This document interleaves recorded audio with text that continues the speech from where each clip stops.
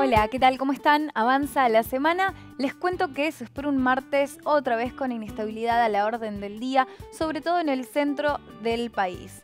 ¿Cómo va a seguir el tiempo en la provincia de Córdoba? Es la pregunta. Una mañana con cielo parcialmente nublado, pero va a ir creciendo la nubosidad. Se espera una tarde con rotación de viento al sector sur y la probabilidad de estas lluvias y chaparrones de variada intensidad. No se descarta que alguna tormenta sea local, intensa, con actividad eléctrica y hasta con caída de granizo, porque el ambiente está muy húmedo.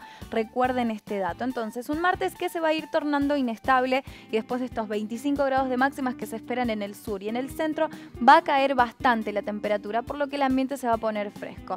27 o 28 para la zona serrana, también desmejorando por la tarde, al igual que en el extremo nordeste.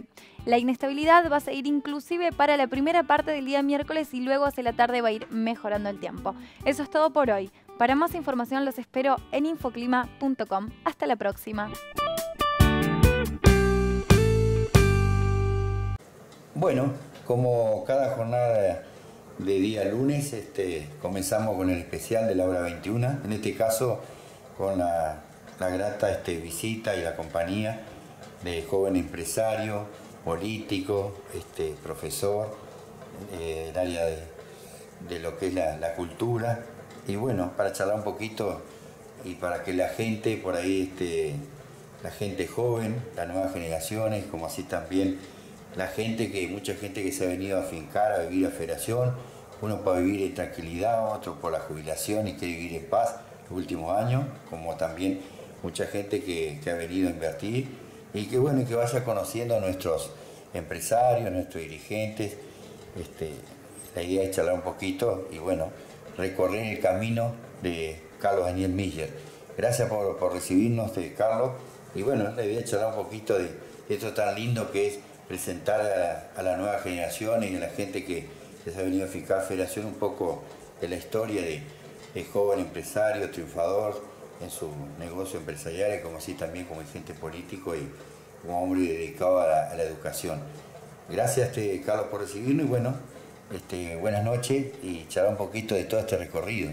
¿Cómo andás, Carlos? Muy bien, Elías, y no, gracias a ustedes, al programa de ustedes, al medio, también en estar presente y bueno, es mi espíritu de que esta charla sea productiva, permita por ahí que la gente también conozca un poco más la forma de pensar de uno y de las vivencias que uno ha tenido acá en la ciudad de Federación, a la cual hemos pertenecido siempre, ¿no? Claro, todo este recorrido que vamos a estar charlando, Carlos, un poco también reflotar un poco el porqué de todos estos síntomas como empresario, como hombre de educación y como dirigente político, que nacen desde hace muchísimos años de la cuna, como quien dice, a través de tu vieja y tu vieja, ¿no? Bueno, para aquellos que todavía no me conocen, el origen de mi familia, tanto materna como paterna, son dos familias muy federaenses, ¿sí?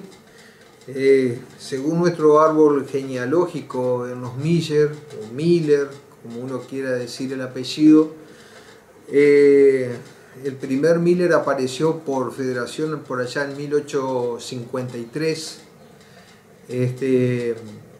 y se casó con una señora que era Dominga Ríos. Ahí viene un parentesco con los Ríos. Después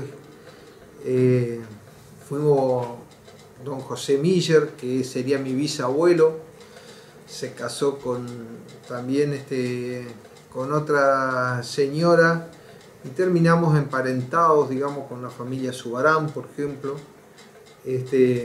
y hasta llegar ahora que mi abuela paterna, es Esther Flurín, así que también estamos relacionados con los Flurín. Pero de esa familia, una familia que vivía a la orilla del río, en la vieja ciudad, que vivía en la zona de las Cachuelas, es una familia que quería mucho la tierra, que quería mucho el tema de la región, el tema de vivir en esta zona. Y creo que si algo me han podido transmitir estos familiares justamente fue eso, ¿no? que uno se tiene que identificar con el origen de uno y de dónde uno venía, que no tenía que avergonzarse tampoco de sus orígenes, pero que si uno podía mejorar en la vida para tener un mejor pasar, para dejar una mejor enseñanza a las generaciones de la familia que iban a venir en el futuro, lo teníamos que hacer. Yo, desde mi abuela, que no tuvo más que la escuela primaria o parte de la escuela primaria, a mis tías que llegaron a ser docentes, ya hay un salto generacional ahí de esfuerzo por adquirir educación, ¿no? Uno se pone a analizar por el recorrido de tus años que uno te conoce, es como que tenés síntomas de tu vieja y tenés cosas de tu viejo, ¿no? Exactamente, porque de la parte de mi viejo, y ya viniendo por la parte del lado de mi abuelo, que se llamaba Carlos, por eso a mí también me pusieron Carlos,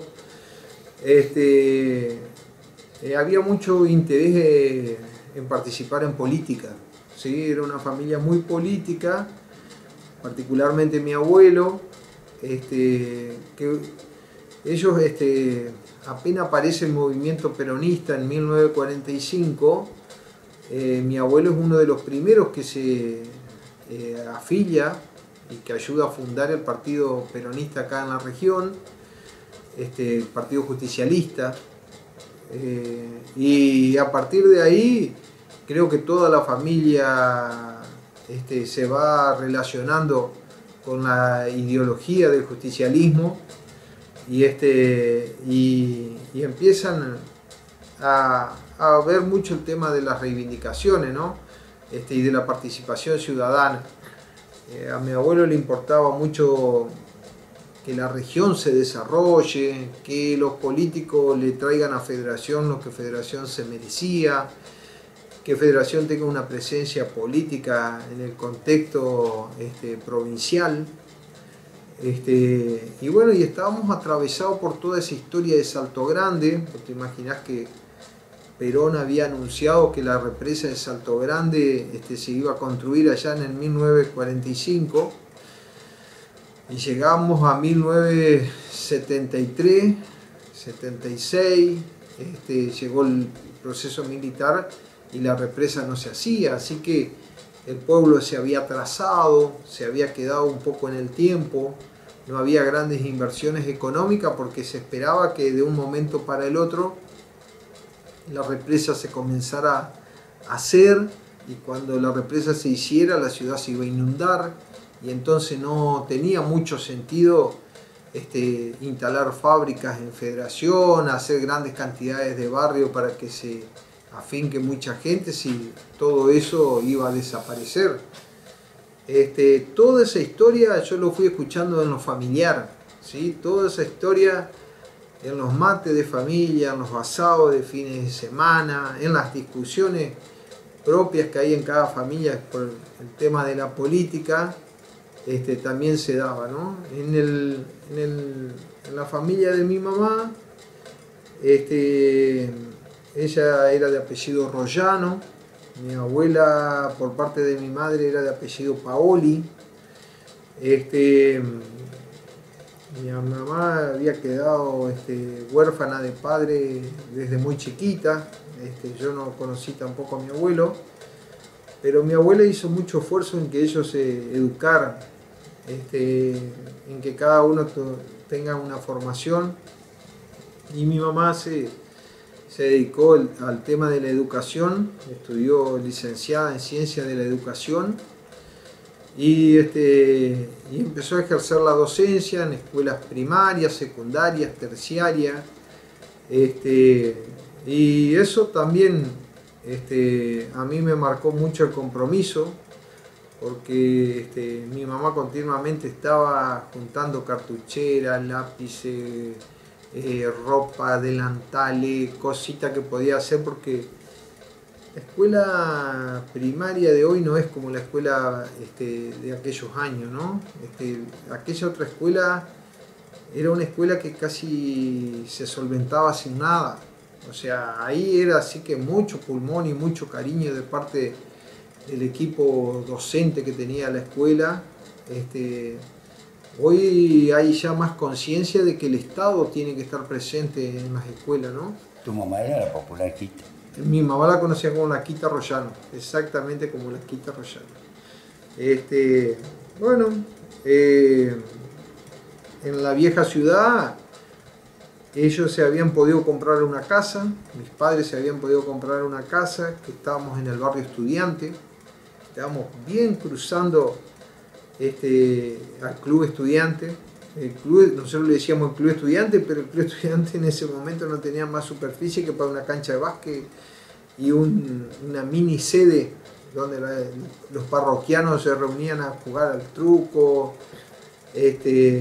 o hacían algún tipo de reunión social. También me acuerdo que había una cancha de bocha, pero nada que ver con la infraestructura que tiene hoy el Club Estudiante.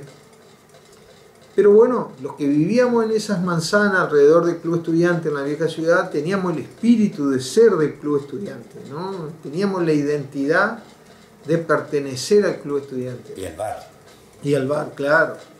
Y bueno, y ese era un orgullo que se iba instalando en cada uno de los que vivíamos alrededor del Club Estudiante, y desde ahí marcábamos nuestra pertenencia, ¿no?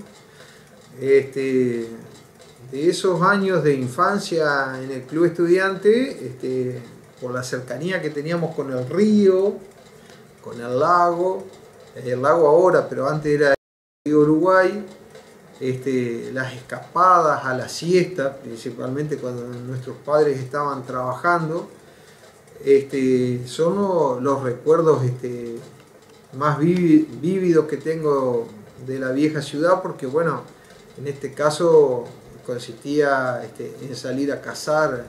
Ahora, qué increíble, ¿no? Porque si uno mira el proceso de atrás, toda la historia, uno que ha podido a través de la radio charlar con los vecinos los domingos, qué increíble la historia de tu abuelo, ¿no? Qué bárbaro, ¿no? De don Carlos Milla, ¿no?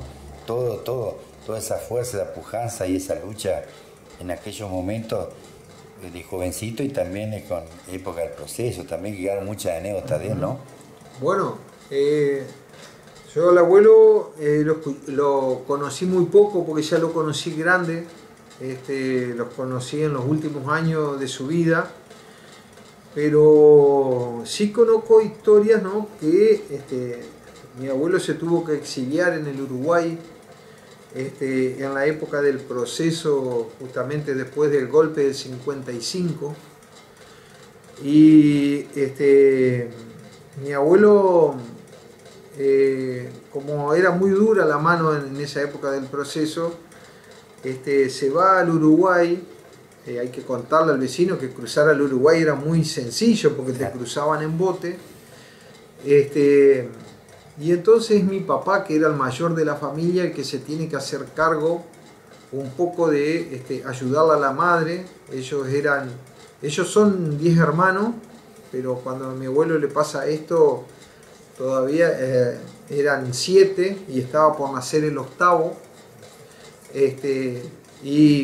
Y cuentan esto, ¿no? De que cuando nace la 8ª hija, que se llamaba Mari, de mi abuelo, mi papá lo va a buscar, lo ayuda a volver para que venga una noche a conocer su hija, y en ese momento las autoridades o los marineros se enteran y bueno, lo agarran y lo meten preso,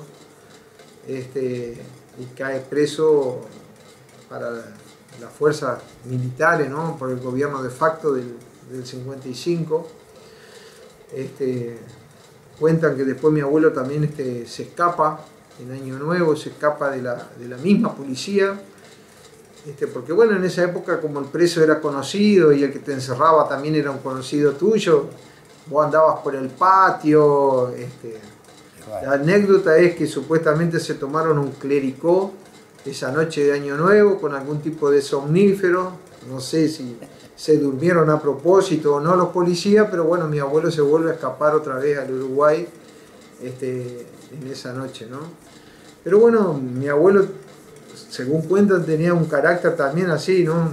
Bastante, capaz que parecido al mío, en el sentido que iba muy al frente, decía mucho lo que pensaba, y bueno, eso te costaba por ahí este tipo de persecuciones de tipo política, ¿no? Como él tenía, ¿no? Qué increíble, ¿no? Y ahí el Bocha, tu hijo, tuvo que agarrar el sartén del mango de la familia, acompañar a tu abuelo. Exactamente. Mi abuela se llevaba con mi papá 15 años más o menos, 16 porque él es el primero, y ellos contaban que ellos se criaron juntos. Mi abuela con el hijo mayor, ¿no? Increíble.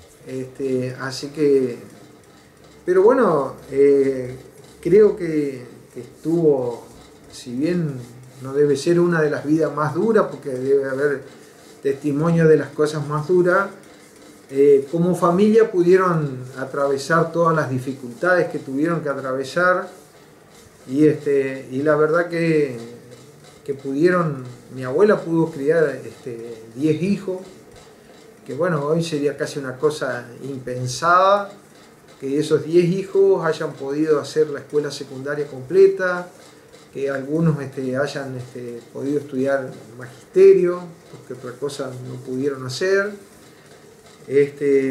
Ahí nace la sangre de los Millas por la política, y después está la sangre de los Rollanos por el lado de tu viejo Equita, por la educación, por la escritura, ¿no?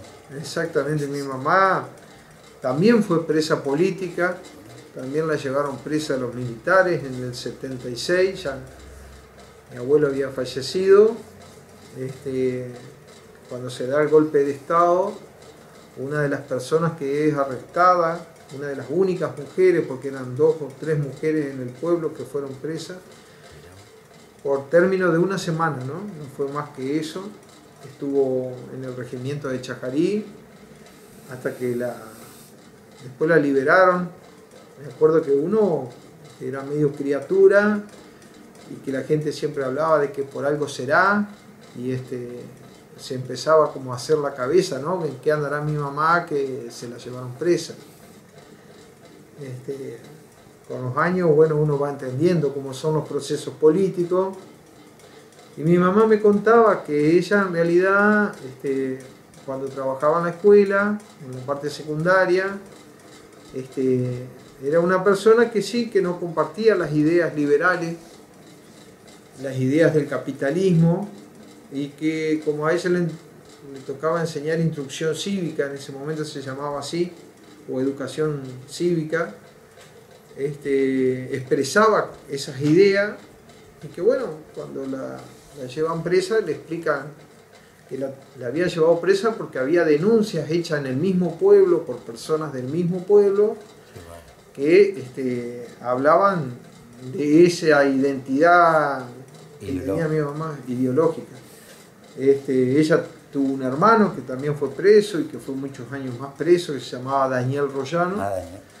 Y bueno, eso con los años uno va entendiendo, va conociendo los procesos históricos. Sin embargo, uno mira lo poco que le hemos conocido a tu vieja, era una mujer fina, preparada y sencilla, o sea, ideológicamente a nivel social era una mujer con una paz increíble. Sí, y lo que pasa es que siempre lo que había hecho lo hizo con mucha convicción, ¿no? Me acuerdo que ella, por ejemplo,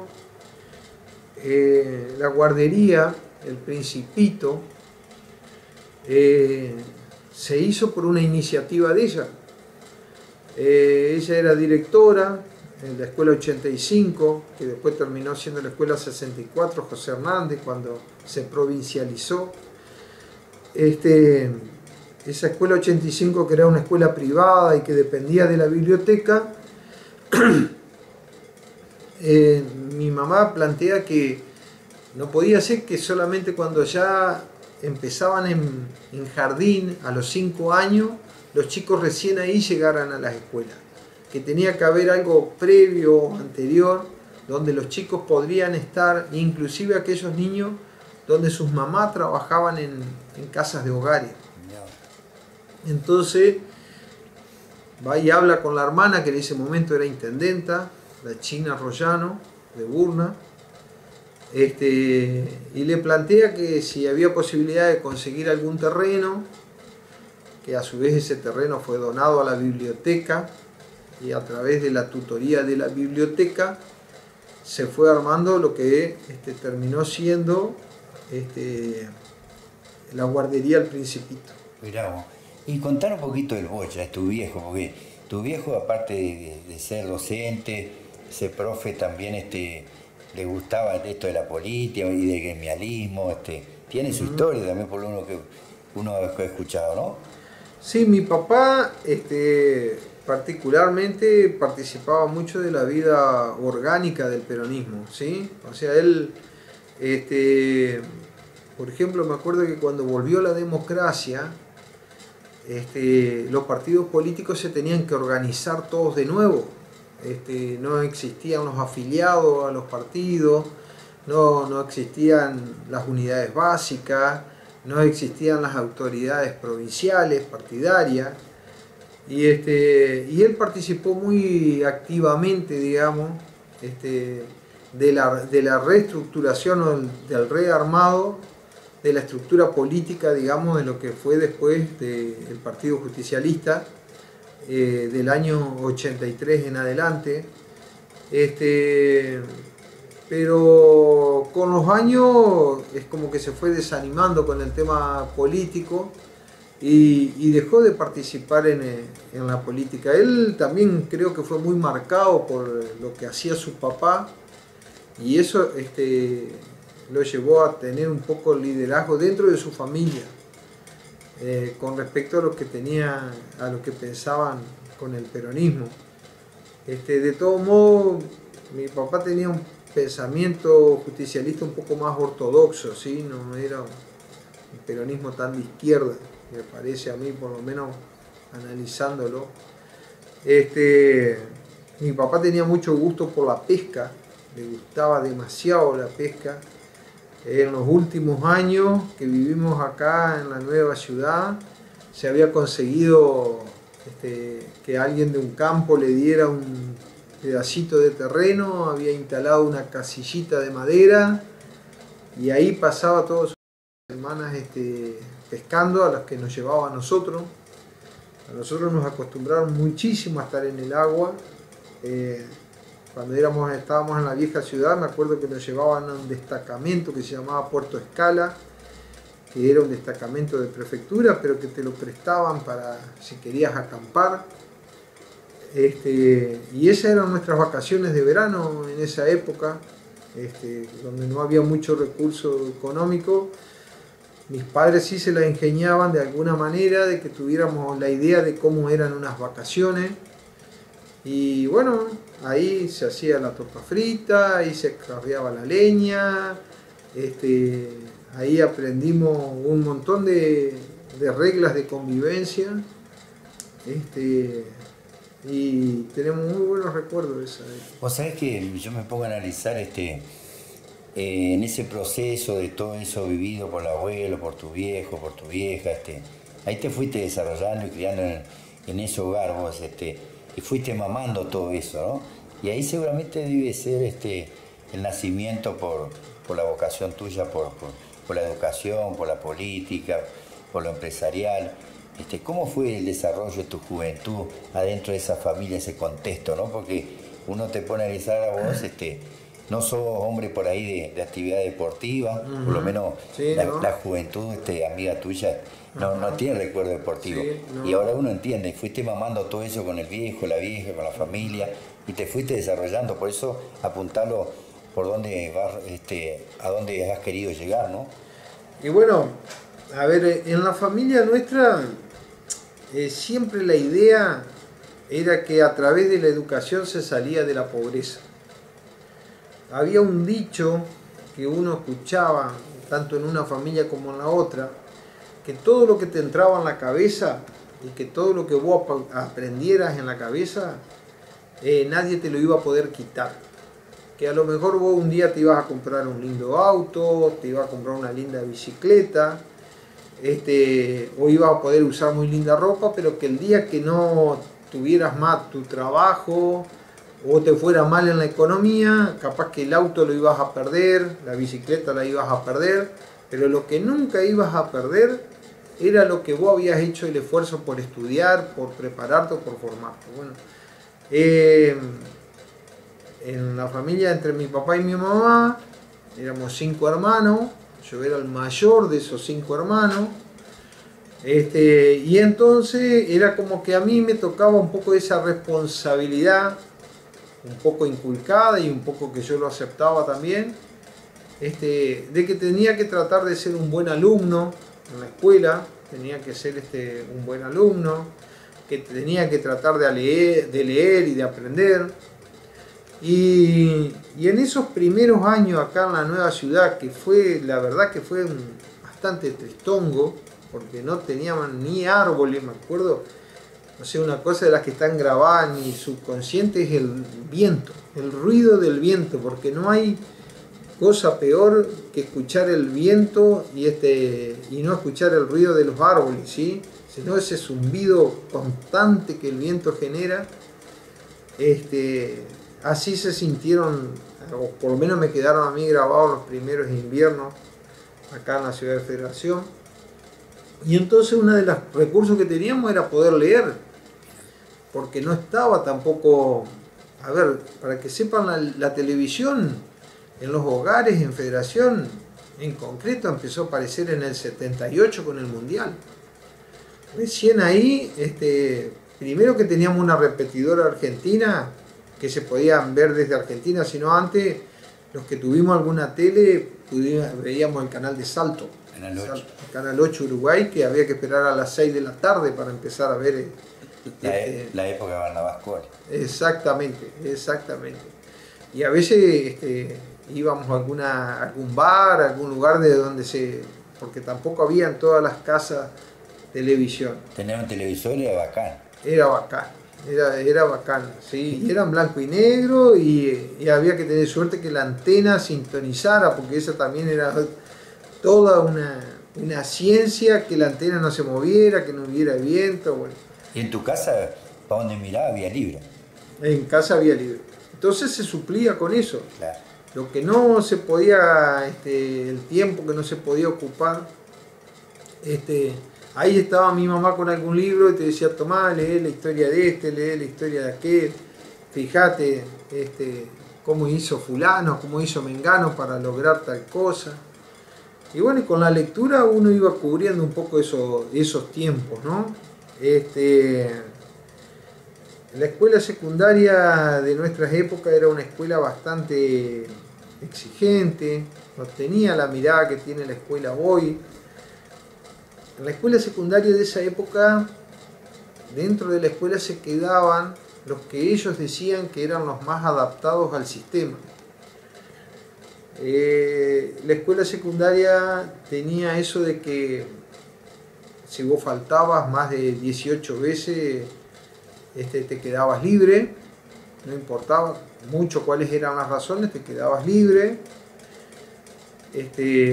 O si te portabas mal, había un régimen que se llamaba de amonestaciones, que al juntar determinada cantidad de amonestaciones también te quedabas fuera del sistema educativo.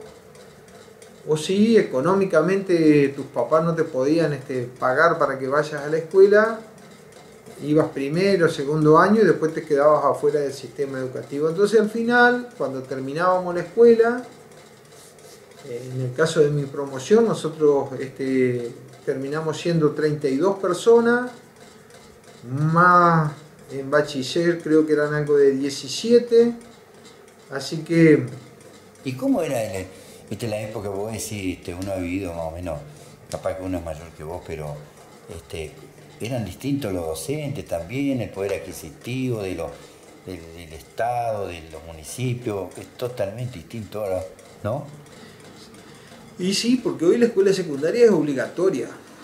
Entonces las escuelas están llenas de chicos, digamos. Y el personal docente que hay hoy en una escuela triplica al personal docente que había en esa época. A lo mejor el mismo docente te estaba dando en primero, segundo, tercero, te daba un poco de lengua, pero también te daba literatura, filosofía, así que lo tenía en varias materias, y se instalaba una cosa mucho más familiar a lo mejor, pero ya te digo, terminabas con un grupo reducido de chicos que lograban terminar el secundario. El resto o se tenía que ir a trabajar a los aserraderos de la zona, porque quedaban afuera del sistema y no podían seguir estudiando, a veces por razones económicas. Y los recursos económicos vos que pudiste padecer cerca, no solo como estudiante, sino al lado de tu vieja y tu viejo, los docentes, los colegios tenían menos, más recursos, se arreglaban con lo que tenía, ingresaba menos plata en los estados. ¿Cómo era el tema? Porque que totalmente distinto, ¿verdad? Para mí los recursos eran mucho menos que lo de ahora, pero no teníamos una vida consumista como tenemos ahora. A ver, ¿qué te diría? Por ejemplo, hoy si un alumno va a la escuela hay que prever la posibilidad de un accidente, tener un seguro de cobertura, tener un montón de cosas que generan gasto, pero bueno, que por leyes se han ido instalando. En esa época es como que se hacía todo más casero, todo más criollo, se resolvía de forma más inmediata. Hoy en cambio hay mucho más protocolos para seguir, que bueno, eso garantizan por ahí la tranquilidad de que las cosas se hagan bien, o que haya algún vedor de esas cosas que se hacen hoy. En otras épocas medio que el director y el rector decidían medio acerca de todo, ¿no? Hoy en la escuela tienen que tener un consejo consultivo donde participan profesores, alumnos y toman decisiones en conjunto. Pero lo que tuvo esa escuela secundaria de bueno era, por ejemplo, nosotros pudimos hacer carroza, participamos de bailes estudiantiles que se organizaban de forma casera o asalto, a veces en esos primeros años eran hasta en la cochera de una casa, porque no teníamos ni siquiera una gran infraestructura. Qué increíble, ¿no? Y en ese recorrido de tu juventud, de los Milles, de los Royanos, con el tema político y el tema educación, y de ser el hijo mayor y arrancar la juventud siendo el reflejo de tus viejos, queriendo que por ahí ellos te querían verte como un reflejo fruto de la educación de los padres que daban en aquellos momentos, también nace el cariño y el amor por la política. Contanos un poquito cómo fue ese recorrido, Carlos. Bueno, en el 83 llega la democracia y en el 83 yo estaba terminando el secundario. Termino el secundario y me toca ir, mis padres me mandan a estudiar a Córdoba. Y entonces ahí en la universidad empecé a entender cuál era el proceso de la universidad pública, ¿no? Existían los exámenes de ingreso que había establecido la dictadura militar, donde si uno no tenía un nivel académico lo suficientemente alto y no daba exámenes con unos ciertos números, valoración, no podías acceder a la universidad. Y existía un cupo, por ejemplo, que entraran nada más que 150 alumnos a la carrera de farmacia, suponemos. Entonces, de los que querían entrar, tenías que lograr sacar el puntaje dentro de estos 150 para quedar adentro. Si ya era el 151, en la nota que sacaste, quedabas descalificados para ingresar a la universidad. En ese contexto, los chicos que vivían en Córdoba o que vivían en grandes ciudades estaban mucho mejor preparados que los que íbamos del interior.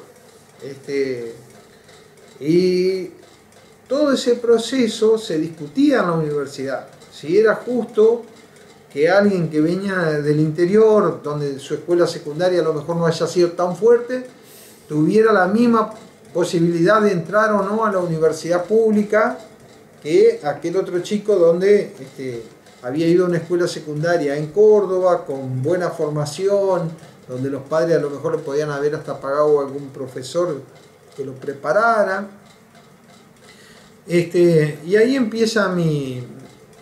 se empieza a unir, digamos, lo que había escuchado en las familias de mis padres con una participación un poco más directa que era ya en la vida universitaria, estando en el centro estudiante de la universidad. Y yo me acuerdo que como siempre fui peronista, y en esa época Alfonsín era casi un dios, era digamos, el paladín de la democracia. Y la verdad que a Alfonsín lo empecé a valorar mucho más de grande, cuando yo ya fui mucho más grande. Pero en ese momento, bueno, todas las universidades estaban atravesadas por la Franja Morada, que era la fuerza política del radicalismo. Y nosotros debatíamos con ellos, continuamente debatíamos con ellos acerca del modelo universitario, del Congreso Educativo que Alfonsín convocó, que eso sí que fue un hito, todo el mundo lo considera como que fue muy de avanzada, que en todas las plazas, en todos los lugares se discutiera qué tipo de educación queríamos tener los argentinos. Y eso fue lo que un poco me fue llevando a la participación. De todos modos, para que el que me está escuchando sepa, nunca mezclé mucho la política con mi formación, digamos. Yo sentía que si yo quería andar en política podía andar, pero lo que nunca podía dejar de hacer era de estudiar o de tratar de tener un título universitario. Porque siempre tenía esa responsabilidad de que como era el hijo mayor y que mis papás me estaban pagando para que estuviera en Córdoba, yo no los podía defraudar a ellos vagando o estirando la carrera universitaria. Porque en aquella época, yo me acuerdo que en Uruguay era igual, cuando los viejos decidían por qué hijo iba a estudiar, era un orgullo para el hijo, ¿no? Exactamente, o sea... Era todo sacrificio, ¿no? Exactamente, porque era una cadena, entonces te decían, si vos terminás antes, puede ser que alguno de los que está atrás también puedan ir a estudiar. Pero si vos te demorás y vos no terminás tu carrera, no vamos a poder pagarle el estudio a dos o más hijos. Y en ese momento la carrera de farmacéutico, que era la carrera que yo elegí, duraba 4 años en Córdoba y bueno, para los 22 años yo ya me había recibido de farmacéutico. Y ya tenía la sangre, la política, ¿te gustaba? Y ya vine con ganas de participar en política. Una fuerza bárbara. Siempre tuve la decisión de volver a Federación. Bien. Siempre tuve la decisión de volver a Federación. Y eso que allá en Córdoba conocí muchísima gente, pero no sé por qué tenía un arraigo tan grande con la ciudad de Federación. Así que cuando volví, a los 22 años, mi situación económica y la de mi familia no era para que yo tenga una farmacia, o sea, económicamente salía mucha plata. Entonces, durante los primeros 10 años que me recibí, estuve trabajando para distintas personas que tenían farmacia, algunos en Concepción del Uruguay, en Concordia. Acá en Federación trabajé para Pricopay. Y después de 10 años, recién ahí pude reunir una cierta cantidad de dinero y bueno, y ahí me animé y en sociedad con otra persona que es Alexi Zanutini empecé el tema de la farmacia. Vos sabés qué lindo, ¿no? Porque también en el recorrido de la vuelta a Córdoba, a través de los amigos, de las reuniones, fueron surgiendo el interés de hacer cosas por Federación también.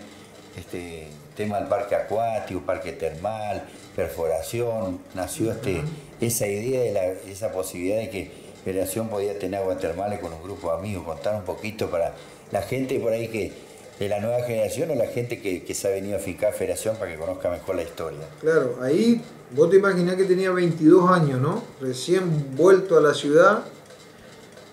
Había conseguido unas horas de cátedra para enseñar química en la escuela secundaria, así que ahí empieza mi trabajo con la docencia también. Y Federación no superaba los 5.000 habitantes en ese momento, y era por allá en el año, ya este tema del agua termal, era en el año 92. Habíamos pasado la hiperinflación, y estábamos en los primeros años de gobierno de Menem. Se genera en Federación una gran depresión económica, Me acuerdo. porque en particular el tema de la madera se había caído, y muchos empresarios habían levantado sus aserraderos y se habían retirado a la zona de Corrientes, y otros habían cerrado. Y entonces uno decía, la pucha, ¿qué va a pasar con este pueblo que está a 18 kilómetros de la ruta? Y en esas charlas, con otros que también habíamos vuelto a la ciudad, Domingo Flurín, que era odontólogo y que también estaba empezando él a trabajar, con Mauricio Vago, que tenía una pequeña tienda, y Juan Carlos Romero, que era bioquímico. En una de esas charlas nos juntamos, yo escribí en un papelito como un mini proyecto, y le digo, ¿por qué no explorar la posibilidad de ver si no hay agua termal en Federación?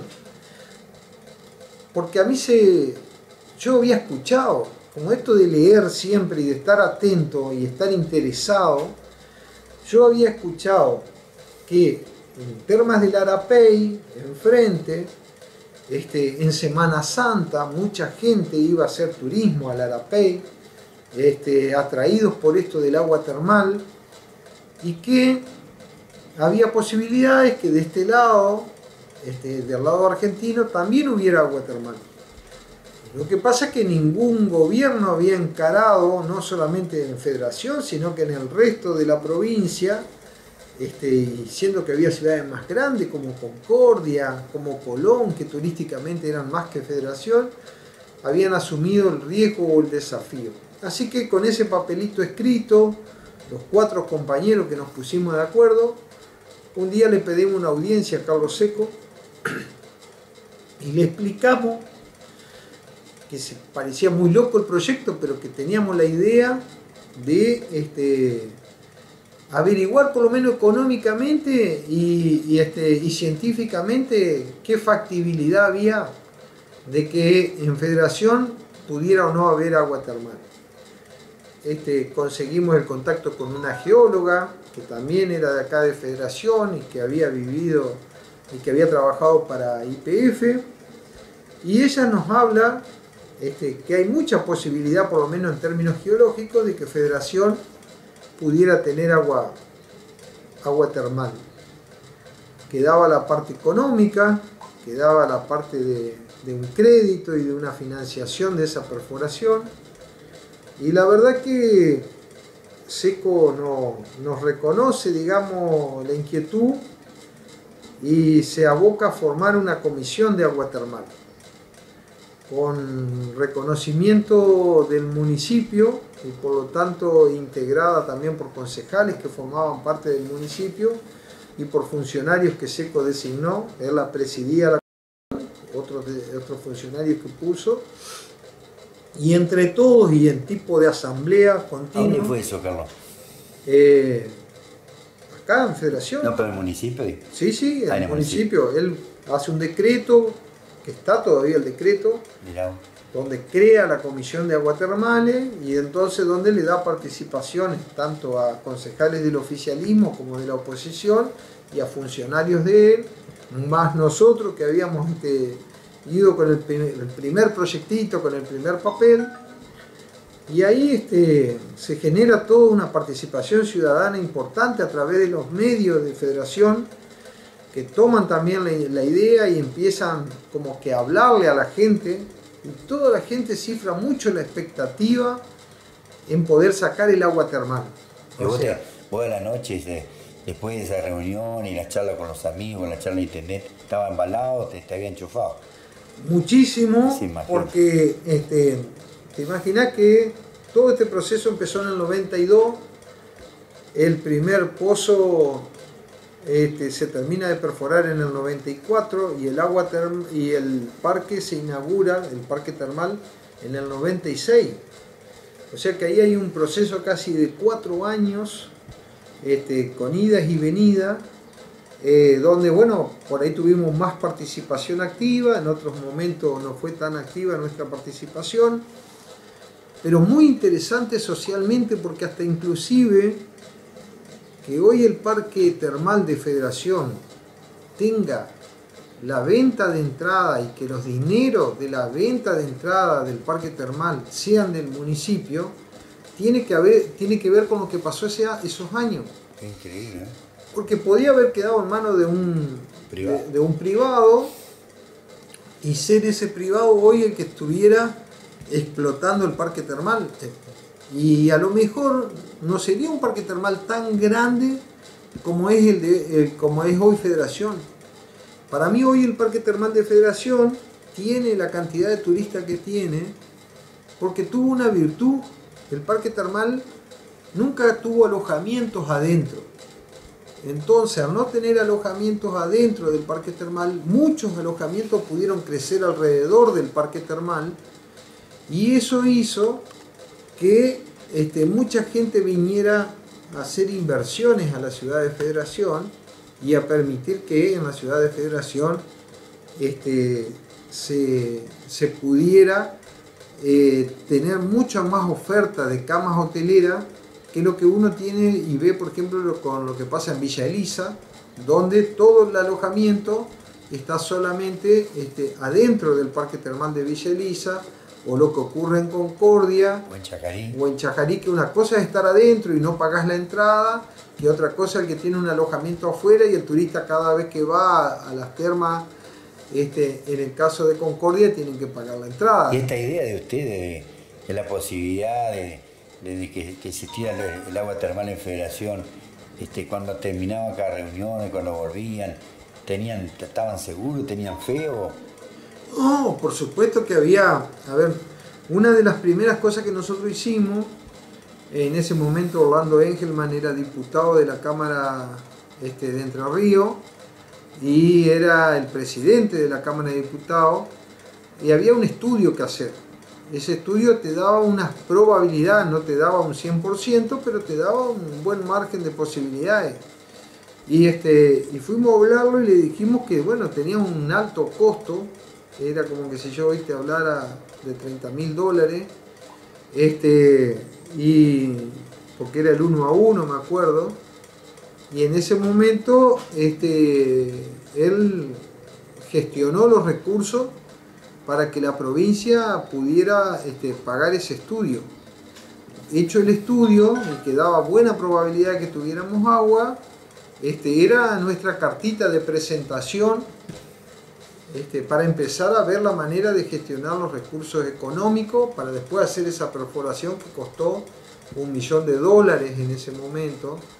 Pero era muy, muy difícil porque tenía la posibilidad de que no salga el agua y que la municipalidad quedara muy endeudada. En eso hay que reconocerle, ¿no? La audacia de Seco de tomar la decisión, porque ya ahí nosotros no éramos elementos que tomaban decisiones, sino que ya ahí pasaba por decisión del poder político de la ciudad en ese momento. Pero había conexiones, porque eran la mayoría de este grupo que vos estabas hablando, de esta idea de este proyecto de la posibilidad de haber agua termal en Federación, la mayoría eran justicialistas, el gobierno provincial era justicialista, el presidente de la Cámara de Diputados era justicialista, o sea que había buena disposición para el proyecto. Había un buen espíritu, que claro. Eso es lo que no vivimos ahora. Ahora me parece que está muy grande la grieta. Y la grieta que nos atraviesa todo, nos deja fuera a veces de la posibilidad de pensar en proyectos en comunes. A veces con ese egoísmo de pensar que fulano va a terminar más beneficiado que el otro, que va a capitalizar el resultado de ese proyecto, preferimos a veces que los proyectos no salgan o que los proyectos se demoren. Y en ese momento que yo te digo, era tal la crisis económica en la ciudad de Federación. En el caso de los que yo te nombraba, los primeros que nos acercamos con esa propuesta, prácticamente nos íbamos a tener que ir a vivir a otra ciudad, porque acá en Federación para más farmacia no había lugar, y hoy hay 8 farmacias en la ciudad de Federación. Fíjate cómo fue cambiando, ¿no?, el contexto económico de la ciudad de Federación a partir de un proyecto que permitió desarrollar otra industria, que es la industria del turismo. Y ni siquiera nosotros nos imaginamos que Federación iba a crecer de la manera que iba a crecer. Pero bueno, creo que tiene que ver con ese compromiso como sociedad, con esa decisión que tuvo el gringo Mignone en su momento de hacer igual el parque termal como fuera, porque tenías el agua, era un chorro que salía a las 24 horas del día, pero desde el 94 al 96 que él hizo el primer parque, no aparecía en grandes capitales en la ciudad de Federación. Ahora, Carlos, también tu preocupación, tu interés muy joven, aparte de este gran proyecto que podemos ver las placas acá de reconocimiento que has tenido y que es lindo porque tener este recuerdo de que la gente lo recuerde por hacer una obra de vivienda tan bien, que generó tanta mano de obra y tanta posibilidad a mucha gente de poder vivir mejor, incluido nosotros, los medios. Gracias al crecimiento del turismo y la industria podemos tener muchas empresas que acompañan el proyecto de los medios también. Es toda una cadena, por eso hay que ser agradecido. A veces lo que genera una idea, todo lo que generó en estos años, impresionantes para todos nosotros, ¿no? Fue notorio el cambio, y yo digo que no lo hizo nadie en particular y lo hicieron todos juntos. Pero creo que hubo una gran grandeza de espíritu de todos, digamos, de poner el interés de salvar el pueblo en ese momento y tener una visión de mucho más desarrollo. Una visión para mí tan grande tuvieron los federaenses de esa época, que lo copió Colón, lo copió Concordia. Bueno, sabemos que hay en las provincias vecinas perforaciones termales. Y en ese afán de seguir creciendo, en el 2003, cuando Abreu llega a la intendencia, que lo acompañamos políticamente en ese momento, a mí me tocó ir a la Secretaría de Turismo y un día se me presenta una persona, el señor Capese, que había estado trabajando acá en Federación y haciendo un trabajo de proyecto turístico contratado por el municipio. Tuvimos una charla y él me plantea de que si el producto termal se lo dejaba mucho tiempo así como estaba nomás y aparecían muchos pozos termales en la provincia, nosotros los federaenses corríamos riesgo de ser o perder la iniciativa de ser la primera ciudad termal, ¿no? Que como que nos íbamos a quedar achanchados, por usar una palabra, y que teníamos que ver la manera de incentivar eso, de mejorarlo. Y entonces, charlando con él, me dice, bueno, pero la idea sería que ustedes traten de usar el verano también en la ciudad de Federación y que sigan con la idea de usar el agua como producto. Y ustedes, ya que tienen hotelería y ya que tienen restaurante y ya que tienen una infraestructura donde a la gente le gusta como es la ciudad, ¿por qué no usarla también en verano? Me decía, ¿no? El tema de las playas. Claro, el tema de las playas, que la playa en realidad no era muy atractiva para el turista que acostumbra a ir al mar, por ejemplo, claro, porque no tenemos arena, claro, o no es tan limpia.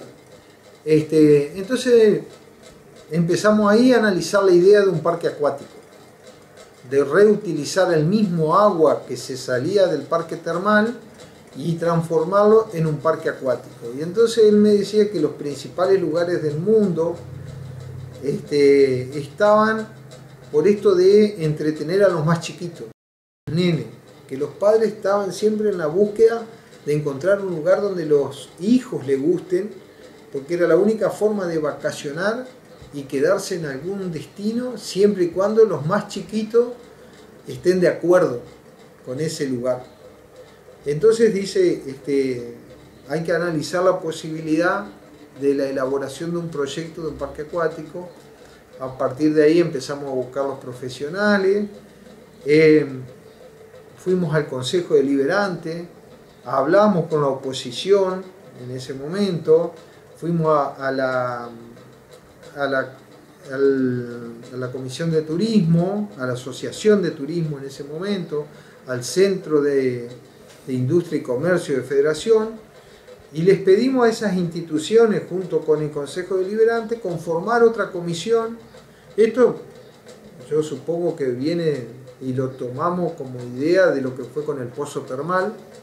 Armamos esta comisión que fue la supervisora del proyecto del parque acuático que existe actualmente. Mirá vos, dejamos el plano de educación empresarial, intelectualismo, nos vamos para lo popular, lo bien pueblo, ¿no? Que es hacer política de muy jovencito, acompañando al Partido Justicialista, acompañado de viejos líderes que ha tenido el Partido Justicialista en Federación, incluidos familiares tuyos, y el trabajo también político y barrial. Viste que en los medios pasa de que mucha gente por ahí con poder adquisitivo, cuando hace una obra de bien con una institución, con asociaciones intermedias, con clubes vecinales o con algún vecino del barrio, lo primero que hace es difundirlo políticamente en todos los medios. Esa viveza criolla está bien, está bienvenido. Pero muchas veces yo me he enterado en los años que tengo de calle, 30 años en la calle, de que vos has contribuido muchísimo con muchas asociaciones intermedias, con familia, con gente, con el vecino de los barrios, y no se ha hecho público. Es como que mantener un perfil bajo de todo lo que has contribuido con aporte económico, con instituciones deportivas, con equipo de camiseta para los torneos nocturnos. Y muchas veces eso no se dice en los medios, o algunos sí, otros no. Has trabajado muchísimo con la gente de los barrios, que son las más necesitadas en esto de andar en la política también, ¿no? Y sí, porque en realidad a mí me enseñaron mucho, porque para ser político vos tenés que sentir la solidaridad. Para mí no existe sí el político de estructura, el político que siempre está en la rosca, le digo yo, digamos, y el que está siempre en la estructura política nada más, que es donde se toman las decisiones de poder. Pero también existe el otro político, el de territorio, el que se anima a entrar en un barrio, el que se anima a trabajar con una comisión, o a trabajar con una institución que esté cerca, por ahí de los chicos, que son los que más necesitan, o de resolver algún problema de salud. Yo siempre fui agradecido de lo que el Estado me dio a mí. El Estado a mí me permitió educarme, porque fue toda una educación pública la mía. El Estado me socorrió en los problemas de salud.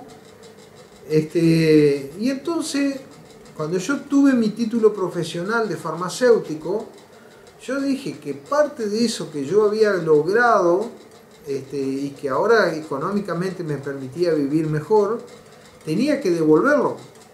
Pero no devolverlo para hacer una propaganda política de algo, sino que tenía que devolverlo como el compromiso de cualquier ciudadano que sabe reconocer que toda la sociedad en algún momento lo ayudó para que llegue a tener algún título profesional. Entonces, cuando empiezo a participar en política, a mí me parece que la política te sirve al ciudadano si vos le cambiás la vida a ese ciudadano. Si vos le das algo para mantenerlo en el mismo lugar, no sirve, porque cuando vos ya no le puedas llevar esa asistencia, el ciudadano va a volver a caer otra vez abajo.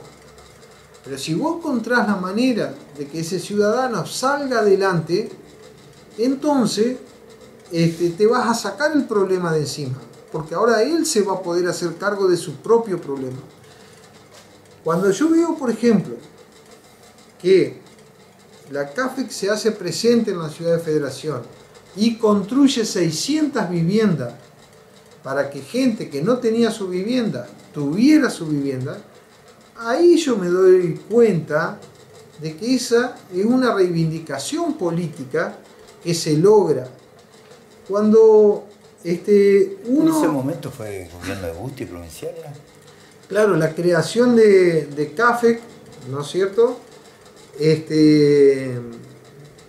casi en los últimos gobiernos de Menem, que también estaba Busti, y después aparece Montiel con la alianza, y viene la intervención de la CAFEC, ¿no es cierto? Y bueno, pero en esos periodos, hasta Abreu en el 2003, se terminan de entregar las 600 viviendas, ¿sí? Pero empieza así en una primera etapa de gobierno de Busti, creación. Porque yo creo en ese tipo de política, en la política que te transforma la realidad y te permite mejorar la realidad de los ciudadanos. Y para eso vos tenés que conocer también la realidad. Y para eso tenés que acercarte a cada uno de estos vecinos y tenés que tratar de organizarlo. Porque las soluciones en forma individual es muy difícil de conseguir. Estos días yo veía como 17 maestros recibieron su vivienda. Hacía más de 8 años que estaban esperando sus casas. Pero bueno, si estos maestros no se hubieran organizado y no hubieran tramitado los papeles y no hubieran tenido el apoyo del gremio docente, y en ese momento me acuerdo que le pidieron a Abreu que le asigne los terrenos, porque si no perdían el plan de vivienda, y después tuvieron que hacer toda una gestión provincial para llegar a esa vivienda, no hubieran logrado las 19 casas que hoy están ocupando, digamos, ¿no? Creo que individualmente se les hubiera hecho mucho más difícil llegar a construir su vivienda que cuando se trabaja en forma conjunto para solucionar esto. Carlos, vos sabés que hablando más más rabalero, más pueblerino, viste que hace pocos años tuviste la posibilidad de un pasito de ser intendente por federación. Todo el mundo decía, después de la interna que hubo, decía Carlos Milla va a ser el intendente de federación. Bueno, por poquito margen no pudiste ser intendente. Tuviste un paso, o sea, había un contexto muy grande a nivel social de que vos puedas ser intendente, y mucha gente decía, incluido yo también, pues yo soy independiente, no estoy casado a nadie, puedo decirlo, decía, ojalá que sea Bochín sea el intendente, porque por lo que yo te podía escuchar en los medios, en las asados, en las charlas de quincho, decían que era uno de los tipos más mejor preparados para asumir ese cargo de intendente. Con toda esa potencia que traías vos con tu juventud, no se pudo dar. Tuviste un paso de ser intendente y poder cumplir tu sueño de poder desarrollar todo tu proyecto, que venía muy bien encaminado, porque en la previa nosotros lo podíamos escuchar y ver a través de la radio, y que había un contexto social y popular muy importante en la previa apoyándote, ¿no? Sí, nosotros la verdad que yo agradezco igual a la vida que me haya dado la posibilidad y a la gente que en ese momento también me acompañó, de estar a un paso, digamos, de que se concretara la posibilidad de llevar adelante ese proyecto político. Sí, la verdad que participar socialmente de eso a mí me gustaba, porque también a nivel nacional había todo un contexto de, por ejemplo, nosotros traíamos la idea de comprar tierras, tener un banco de tierra donde la gente que quisiera hacer su vivienda tener la posibilidad de llevar adelante. Teníamos la idea de generar, por ejemplo, unas escuelas de capacitación de oficio, para aquel que no se podía educar de la forma tradicional, tuviera la posibilidad de educarse con un oficio y tener una salida laboral. Y queríamos un poco, lo que hacíamos era pensar en redistribuir un poco los recursos económicos que se obtenían desde las termas hacia los barrios, llevando, por ejemplo, el tema de la iluminación, el tema de mejorar los servicios que había en esos mismos barrios. Y eso no era que íbamos a ir a hacerlo nosotros, sino que nosotros queríamos lograr la participación también de la gente. Por ejemplo, Federación tiene y tenía en ese momento el déficit de no tener las juntas vecinales. Y como nunca hemos querido armar las juntas vecinales o juntas barriales, los barrios nunca tuvieron ese poder que tienen de tener la palabra a través de sus representantes. Y entonces, a ciencia cierta, los que hoy gobiernan y los que van a seguir gobernando van medio por intuición y van haciendo las cosas en los barrios, pero de acuerdo a lo que por ahí se le puede ocurrir al gobernante de turno y no sin saber y sin hacerlos participar a ellos de lo que ellos estarían necesitando en esos barrios. Y así también teníamos ideas, por ejemplo, con el sector empresarial, en el tema de la madera. Yo siempre fui un apasionado de que nosotros podemos generar energía eléctrica utilizando lo que va quedando de la madera, ¿sí? Los subproductos de la madera, hoy no le dicen más desecho, sino subproducto. Se podría generar corriente eléctrica a través de calderas termoeléctricas que podrían proveerle luz al alumbrado público de la ciudad, y eso nos permitiría, por ejemplo, ahorrar muchísimo dinero en esta época que es tan cara la energía eléctrica, al alumbrado público, ¿no? A lo que sea la iluminación de calle, instituciones, algunos clubes se le podría entregar también energía eléctrica, y que es de una manera muy sencilla, porque vos producís en un lugar la energía, se la das a Enersa y Enersa se la entrega, por ejemplo en el caso de esto del alumbrado público, ¿no? Pero bueno, viste que muchas veces yo a veces pienso de que ha pasado en la historia cantidad de pueblos chicos, Belén, Constitución, uno que ha mamado un poco la historia también del lado uruguayo.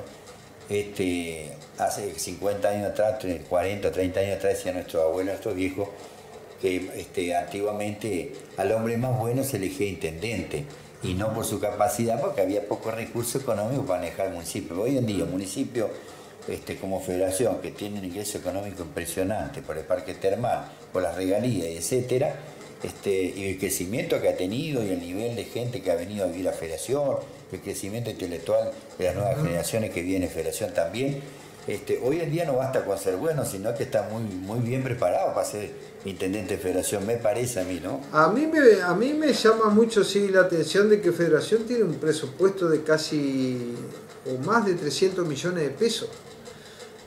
360 millones de pesos creo que es más o menos el presupuesto del año pasado.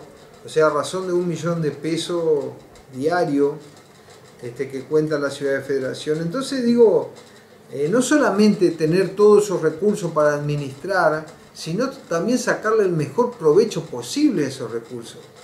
Y en eso de sacarle el mejor provecho posible, no se trata solamente de generar infraestructura, sino que también de mejorarle la calidad de vida a la gente. Claro. ¿Cómo hacemos para que todos los federalenses contemos con, por ejemplo, mayor seguridad en la ciudad? ¿Cómo podemos realmente estos sistemas muy novedosos de seguridad, como es el tema de usar las cámaras de televisión, tener algunos cercos de seguridad que te permiten que el de la mala vida no se te venga y se te instale en la ciudad? Todas esas cosas nosotros podríamos tener como un programa, ir avanzando hacia el tema de la seguridad o hacia el tema de la salud pública. Porque vos fíjate vos que se tiene que terminar esa época de que la gente humilde, la gente menos recursos, en su mayoría 60-70% de clase laburante de Federación, de los barrios, se deje manipular por un surtidito, por una caja de pan. Eso es indignante, es pobreza. Claro, yo creo que se tiene que terminar, porque viste que por eso uno exige que los futuros intendentes no importa la edad, que tenga la capacidad de generar recursos, administración de fondos, gestionar cosas, porque uno ve a través de los municipios chicos del Uruguay, que es un país pobre, que hace acuerdo con el Banco Galicia, con el Banco Santander, gestionan cosas y se rodean de gente muy bien preparada, porque no es solo darle un surtido, una caja de pan o pagarle la factura a la luz. Eso es indignante, a mí me genera pena eso. Eso que estábamos diciendo, cuando ya no tenés más para comprar la caja de pan o no tenés más para pagarle la factura de luz, esa persona se te va abajo. Se te va abajo porque él no puede generar ya sus recursos económicos. Entonces, esto de lograr capacitaciones para que la gente pudiera encontrar un oficio o pudiera encontrar un trabajo en el sector turístico, por ejemplo, te permitiría generar riqueza genuina dentro del pueblo. O sea, mujeres que puedan ir a insertarse en el mercado laboral del turismo, por ejemplo, que antes no había mucha posibilidad de que haya trabajo para las mujeres en la ciudad de Federación, hoy sí tendrían. Entonces, ¿cómo puede el Estado municipal ayudar con eso? Logrando justamente la capacitación de estos sectores sociales para que puedan salir. Pero, por ejemplo, si nosotros no logramos que nuestra gente conozca el parque termal, porque yo te digo, Elías, yo que ando en los barrios, hay muchísima gente que no conoce todavía el parque termal y que no ha podido ir, y hay criaturas que no han podido ir al parque termal. Y nosotros como Estado deberíamos tener una política, hagámoslo a través de la escuela, hagámoslo a través de un proyecto de deporte, pero que estos chicos conozcan los beneficios del turismo. ¿Y cómo se lo puede conocer? Llevándolo a que ellos lo experimenten. Si no, estos chicos, en vez de crecer pensando que el turismo es bueno para la ciudad, terminan diciendo yo no pertenezco a ese sector, no estoy incluido ahí. Y hasta se rebelan en contra de la idea de tener turismo en la ciudad. Entonces nosotros tenemos que acercarnos a esa gente, tenemos que acercarnos al comerciante, tenemos que acercarnos al emprendedor y hacerlos participar de esos beneficios que el turismo tiene. Porque tenemos que tratar de evitar que Federación se convierta en dos ciudades, en una ciudad turística y en una ciudad periférica. ¿Y la gente, qué opinión te merece, Carlos? Hablaste del turismo, hablaste de la madera y también hay mucha gente de Federación que trabaja en las zonas rurales con el tema de la citricultura, también que es muy fuerte en Federación, ¿no? Bueno, la citricultura para mí tiene mucha historia, sobre todo. Es interesante ver cómo va cambiando la cosa. Antes los citricultores acá de la zona con 50 hectáreas podían mantener ellos casi toda su familia. Hoy se nota un cambio en que la mayoría de estos citricultores han tenido que ir vendiendo, o han tenido que ir vendiéndole a otro para que sumó más hectáreas para hacer viable la citricultura, porque ya con 50 hectáreas no te alcanza o no te genera una producción lo suficientemente importante como para sostener a tu familia y a su vez crecer económicamente, ¿sí? Entonces lo que se ha visto es que algunos citricultores han ido vendiendo y otros han ido comprando eso y bueno, y ahora son citricultores un poco más grandes. A mí me parece que en el tema de la citricultura lo que los federaenses deberíamos ir viendo es la posibilidad de los galpones de empaque, y el galpón de empaque siempre le da un poquito más de valor agregado a no tener que vender la fruta puesta en la planta. Y a su vez, entiendo yo que con los galpones de empaque la mano de obra principal es mano de obra de mujeres. Vos sabés que tenés razón, porque el otro día yo estuve en Villa Rosario, anduvimos con Gustavo Sanadal, el intendente, recorriendo la zona de los agricultores y pude ver más de 40 galpones de empaque donde trabajan diariamente, entran desde Concordia y de otras ciudades, casi 5.000 personas diarias. Qué importante esto que estás comentando, los galpones de empaque, ¿no? Y bueno, fíjate vos lo que el desarrollo que tiene Villa Rosario hoy se debe a que el gobierno nacional de Cristina justamente llevaron adelante el proyecto de instalar ahí una planta de jugo en Villa del Rosario, Sí, señor. donde se asociaron la mayor cantidad de los citricultores de la zona. Entonces una fruta que no era de exportación empezó a tener mayor valor y se siguió trabajando en el campo, porque ahora está la fábrica que es la que le compra a muchos de estos citricultores la naranja, que antes no se podía vender porque en el mercado interno no se la podía colocar y porque no era fruta para exportación. La cuestión es que a través de esa fábrica de jugo que se desarrolló en Villa del Rosario, están todos estos otros galpones de empaque produciendo para proveer a la fábrica. Trabajan en 3 turnos de 8 horas. Yo pude recorrer con el gerente de la fábrica de jugo, más de 40 personas trabajan y bueno, estaban con ganas de extender la planta de personal y tienen sus viveros propios, todos esos citricultores que están asociados a la fábrica de jugo, y también lo que significó a través, hace unos años, del Banco Interamericano de Desarrollo, estas gestiones por 8 millones de dólares, que fue a través del gobierno anterior, que se pudo hacer esa gran planta de producción de agua para 2.400 hectáreas. ¿Verdad? ¿Con cuántas cosas se puede gestionar, hacer? ¿No? Yo estoy convencido, Elías, que si no se diversifica, ¿viste?, la actividad empresarial o industrial en Federación, es la única manera, la diversidad de distintas actividades es la única manera de sostener económicamente un pueblo. Si en el pueblo todos fuéramos solamente empleados públicos, difícilmente vamos a crecer económicamente.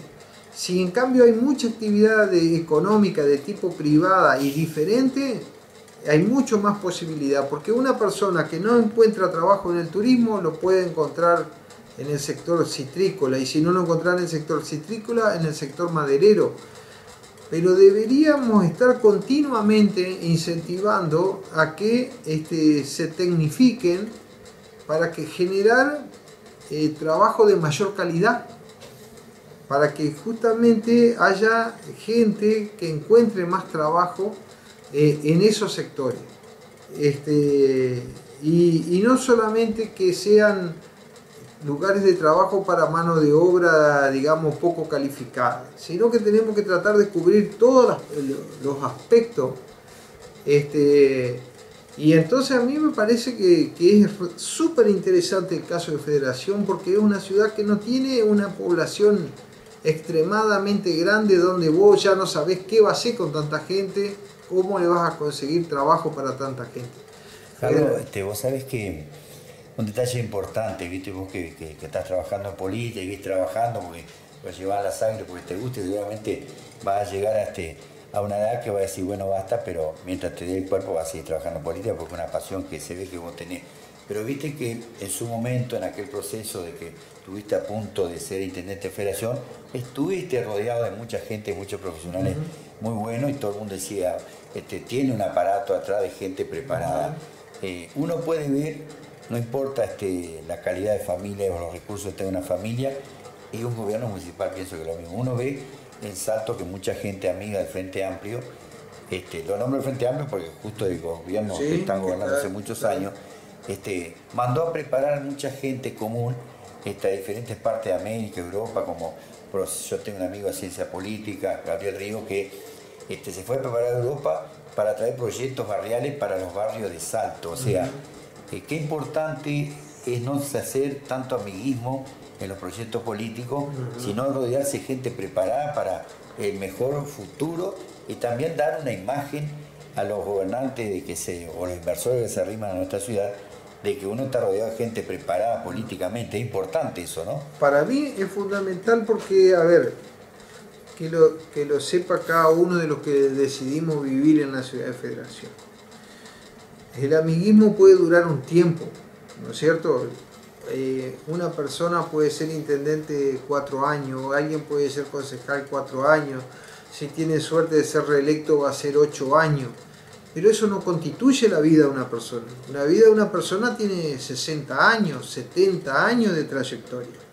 Entonces, si alguien te da la responsabilidad de poder elegirte y ponerte en algún lugar, esos 4 años que te dio esa responsabilidad o esos 8 años que te den la responsabilidad, estás obligado moralmente a hacer las cosas de una manera tal de dejar, como vos decís, un camino preparado donde uno vaya apuntando a mejorar la calidad de tu pueblo, la calidad de tu gente.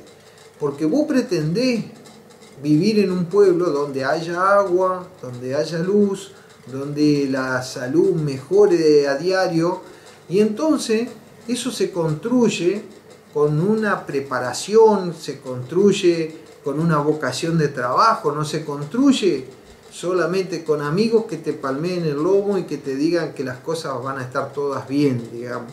Porque a veces las oportunidades pasan y cuando querés darte cuenta ya no están más esas oportunidades. Digo, Federación hoy tiene muchas posibilidades, porque turísticamente le va muy bien, porque tiene una población muy joven, porque hay gente nueva que viene a vivir a la ciudad, como para pensar en una ciudad que tenga todo eso que hoy los uruguayos le están buscando a sus ciudades vecinas. Digamos, esa necesidad que ellos tienen de mandar a gente a prepararse para que vuelva y instalen programas dentro de sus casas, es porque todavía no tuvieron el despegue que justamente tiene hoy Federación. Yo no me voy a comparar con una ciudad uruguaya, pero quisiera ver el esfuerzo que hace Feliciano para salir adelante, el esfuerzo que hace San Jaime de la Frontera para salir adelante, digamos. Yo supongo que ellos se deben mirar en el ejemplo de Federación y decir, oh, la pucha, ¿cómo es que yo voy allá y veo que cada día hay más construcción? ¿Cómo es que veo que cada día la gente allá rápidamente consigue trabajo? Bueno, si nosotros justo tenemos esa oportunidad que tenemos, debemos seguir trabajando en cómo seguimos armando más proyectos, gente técnicamente más preparada para llevar adelante esto. Por ejemplo, ¿te parece que hoy tener una cooperativa de trabajo para gente que está sin trabajo temporariamente es fundamental? Porque una persona sola a veces no tiene la posibilidad de llegar a tener un trabajo. Y transitoriamente la crisis que estamos viviendo necesitan ellos tener un ingreso mínimo. Entonces digo, el Estado debería estar presente con algún tipo de estas herramientas donde vos desesperado económicamente vas por tener un trabajo, la posibilidad de tener un ingreso, aunque sea por 6 meses, 8 meses, el tiempo que vos necesites hasta encontrar un trabajo estable o un trabajo en el sector privado. Pero vos solo a veces no podés encontrar el trabajo. Entonces el Estado tiene que estar para unir entre la persona que necesita el trabajo y la persona que puede dar el trabajo. Bochín, ¿qué podemos hacer con el empleado municipal? Porque los tiempos pasan rapidísimo y uno puede ver en otros municipios de otras ciudades, de otros países, que se llaman subdesarrollados también como nosotros en América, de que se llama por concurso, no se elige por amiguismo, se prepara gente, se trata de capacitar, no importa dónde trabaje. ¿Qué se puede hacer? ¿Qué harías vos si tenés la posibilidad hoy mañana de decir que el pueblo diga Carlos Mille es el intendente de Federación? Porque hay empleados municipales que van cambiando la forma del trabajo, los recursos, etcétera.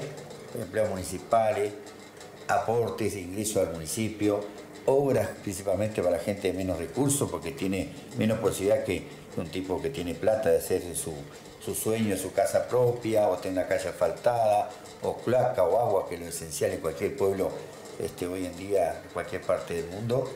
Si tendrías que, yo te pregunto, como intendente de Federación, ¿cómo ves vos el tema de personal municipal, obras en lo que la gente que menos recursos tiene, gestionar cosas para que el rendimiento de la plata que ingresa al municipio tenga su fruto, principalmente la gente que tiene menos recursos? Bueno, yo Yo creo que el empleado municipal necesita que él realmente sea reconocido por el trabajo cuando trabaje eficientemente. Y creo que los empleados municipales que trabajan a conciencia están necesitando que lo diferencien a lo mejor de aquellos que no se comprometen con el trabajo que están haciendo. Y para eso me parece que tiene que trabajar la patronal, que sería acá el Poder Ejecutivo del municipio, en conjunto también con los gremios municipales. Y ponerse de acuerdo en destacar y reconocer la labor de aquellos empleados que realmente se están esforzando por cumplir con sus tareas. Tenemos que tomar conciencia que no puede ser que el municipio sea una fuente nada más que para justificar un ingreso económico.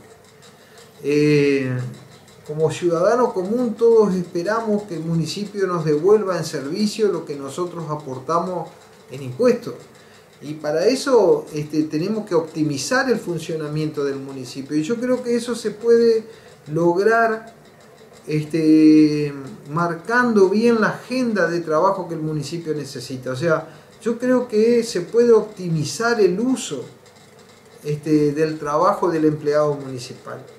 Porque hay sectores de la ciudad donde ese trabajo no se nota o no se ve, y entonces entra en esto que vos decís, ¿será que se están usando bien o mal los recursos que tiene, que ingresa tanto dinero y no ingresa? ¿Por qué no hay más obra pública y se va todo el dinero en sueldo?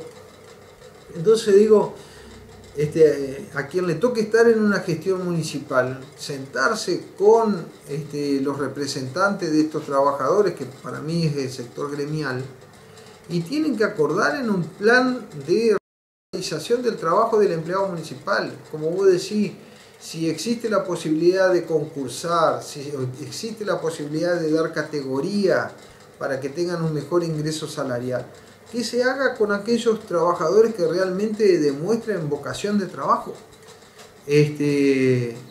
Y que se vea en cada área qué cantidad de personal se necesita y qué función está cumpliendo cada uno. Y si hay gente que no está haciendo un trabajo debido, habrá que buscarle la manera que encuentre otro lugar en el municipio donde realmente su trabajo valga la pena. Pero digo esto porque no es menos ni es poca la gente que trabaja en el municipio. Algunos hablan de hasta 700 empleados municipales. Y digo, aquel que le va a tocar ser intendente de esta ciudad en el 2019 va a tener la responsabilidad de manejar un presupuesto de 360 millones de pesos o más, una planta de personal de 700 personas, una problemática que tenemos desde las adicciones y la inseguridad hasta la parte productiva, como tuvimos que hablar. Y yo realmente, Elías, no creo que una persona sola lo pueda hacer.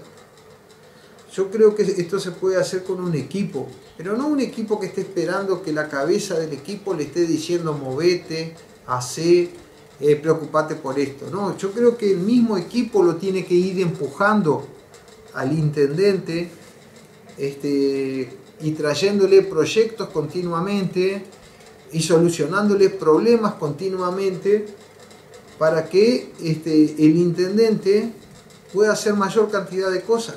Carlos, ¿vos te considerás, cuántos años tenés acá? 52. 52 años. ¿Te considerás hoy con 52 años, con todo tu recorrido en la parte de educación como profesor, con tu empresa en la madera, la farmacia, con todo este recorrido político, siempre trabajando por las asociaciones intermedias también? ¿Te considerás que estás en lo mejor de tu etapa de tu vida, en todo lo que es tu pensamiento y tus ganas de hacer cosas? Mira, en lo profesional o en la formación, agradezco haber tenido la posibilidad de estudiar y de analizar, ¿no? Todo el tiempo estoy leyendo proyectos, escuchando de cosas que se hicieron en otro lugar o cómo se adaptaron, digamos. En eso creo que el bagaje de conocimiento es grande. Después viene el tiempo, la fuerza, las ganas de cada persona de hacer esas cosas. Te pregunté esto porque, perdona que te interrumpa, sí, para cerrar esta charla íntima, conociéndote un poquito al ser humano, al empresario, al hombre que trabaja día a día, codo a codo con todas las obligaciones que te competen, tanto la educación como empresario y como político. Pero te pregunto esto porque mucha gente, yo escucho en la calle muchísima gente de todas las redes sociales que dice que, viste, viene el caso, ya te lo dije al principio de la nota, que sos uno de los tipos mejor preparados para mañana tener la posibilidad de poder ser intendente de federación. Y no, está bueno, no deja de ser algo lindo que la gente te considere como que estás bien preparado. Por eso viene la pregunta de que si estás en tu mejor momento con 52 años. Yo estoy en edad de trabajar, digamos, y de sentirme responsable de cualquier responsabilidad que asuma. Estoy, y creo que lo he demostrado cuando he tenido algún tipo de responsabilidad, de que no le he disparado al bulto.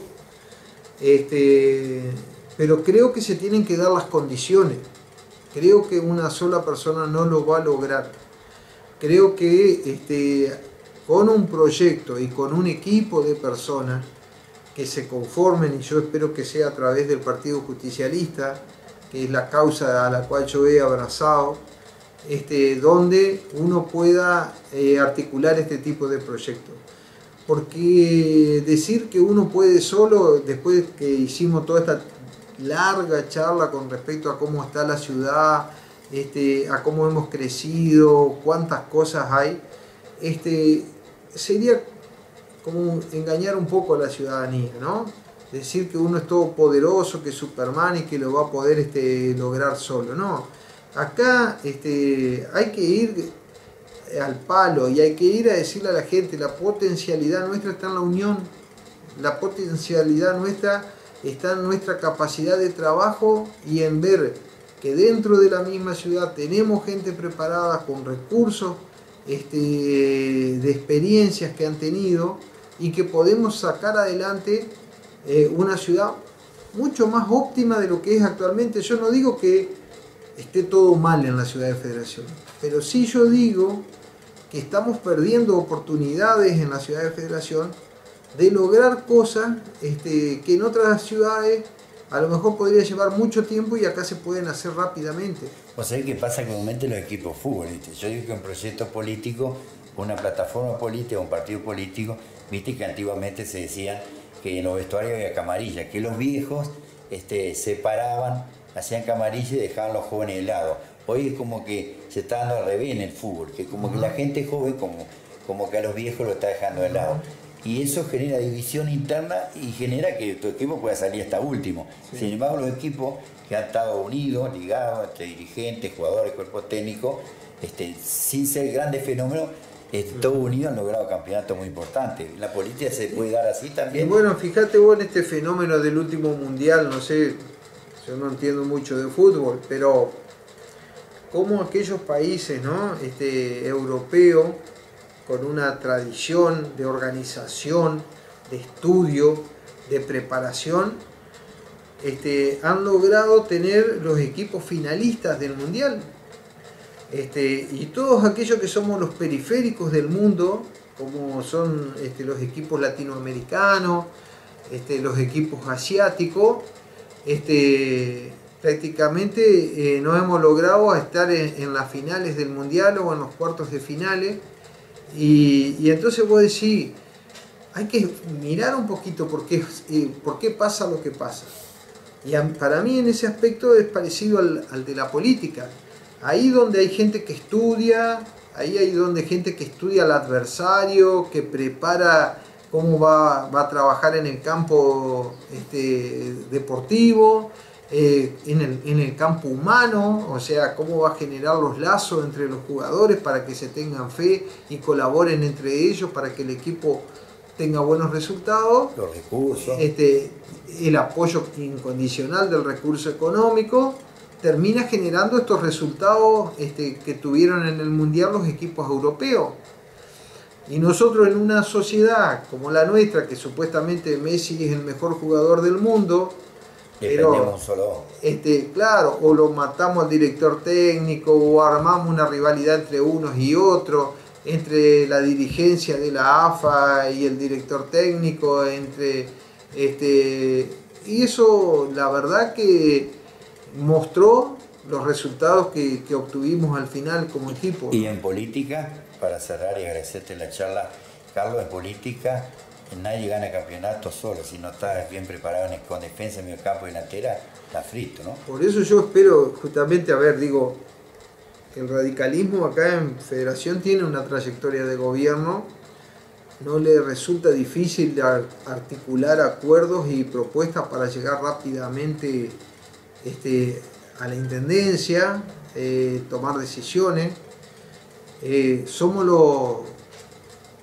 los de la oposición o somos los del peronismo, junto con la alianza con otros sectores independientes de la ciudad y partidos más chicos que hayan en este partido, que deberíamos poder articular una propuesta donde la gente la vea creíble, donde la gente vea que hay responsabilidad de trabajo, donde la gente crea que hay compromiso de trabajo y que aparte crea que de lo que ya viene haciendo actualmente el radicalismo, el peronismo lo puede hacer mejor.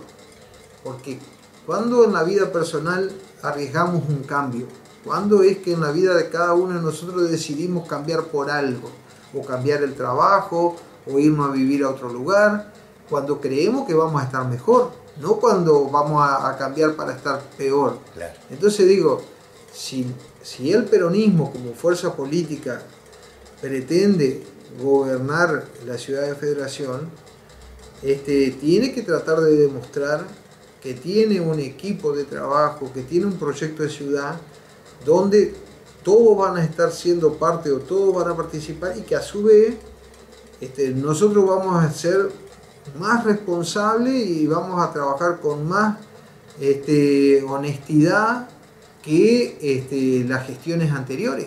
Claro.